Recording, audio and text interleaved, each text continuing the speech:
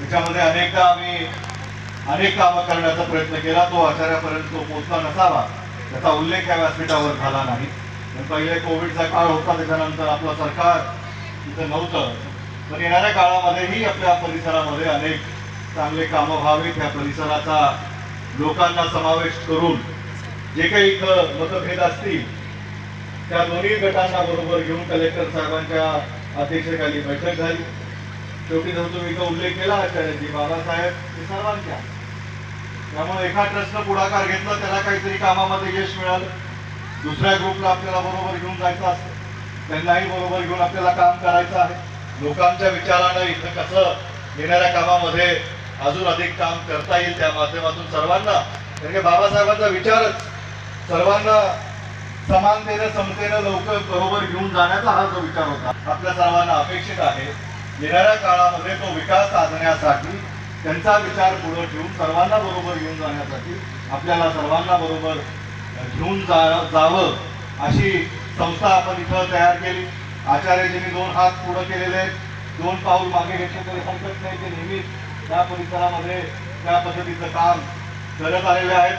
अमित भैयाच्या माध्यमातून बरंच काही आपल्या ह्या परिसराला, ह्या स्मारकाला, ह्या ट्रस्टच्या माध्यमातून, सरकारच्या माध्यमातून सहकार्य झालेलं आहे. ते सहकार्य केलेलं काम आपल्या डोळ्यासमोर आहे आणि येणाऱ्या काळामध्ये त्या परिस्थितीमध्ये पुढे जात असताना आपल्याला अजून चांगलं काम करायचंय, सर्वांना बरोबर घेऊन जायचंय, लोकांना बरोबर घ्यायचंय.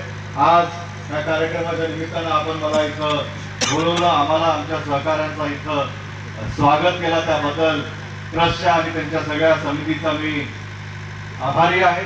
आणि येणाऱ्या काळामध्ये आपल्या भागामध्ये, आपल्या नगरीमध्ये अजून अधिक चांगलं काम कसं होईल, जिथं कुठं आमचं सहकार्य आपल्याला उचित वाटेल तिथं आपण आमचं सहकार्य जरूर घेताल आणि आम्ही त्या सहकार्याच्या कामाला खांद्याला खांदा लावून आपल्या सर्वांसोबत काम करण्याचा शब्द आजच्या निमित्तानं देतो. परत एकदा आपल्या महामानवाला, महापुरुषाला अभिवादन करतो आणि थांबतो.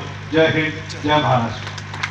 धन्यवाद भैयासाहेब. यानंतर आभार मानण्यासाठी मी आणखी आचार्यांना विनंती करतो की आपण आचार्य डॉक्टर बाबासाहेब आंबेडकर यांच्या 68व्या महापरिनिर्वाण दिनाच्या निमित्तानं डॉक्टर बाबासाहेब आंबेडकर यांच्या अस्थी अभिवादनासाठी लातूर ग्रामीण विधानसभा मतदारसंघाचे माजी आमदार माननीय धीरजभाई विलासरावजी देशमुख साहेब हे प्रत्येक वर्षी आमचा शब्द न पाहता आम्हाला सर्वच स्तरावरती अगदी पुढे घेऊन जातात. त्यामुळे विशेषतः साहेबांचं डॉक्टर बाबासाहेब आंबेडकर स्टॅच्यू स्मारक ट्रस्ट आणि समस्त पानगाववासियांच्या वतीनं आम्ही भैयासाहेबांचे आभार मानतो.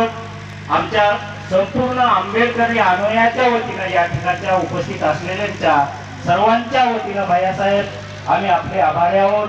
आपल्या माध्यमातून हे चैत्य स्मारक यानंतरही पुढे जाईल अशी आम्हाला खात्री आहे. तसेच या ठिकाणी इतर जे मान्यवर सर्व उपस्थित आहेत त्या सर्वांचं मी आभार मानतो आणि या ठिकाणी हा अभिवादनाचा कार्यक्रम संपला असं जाहीर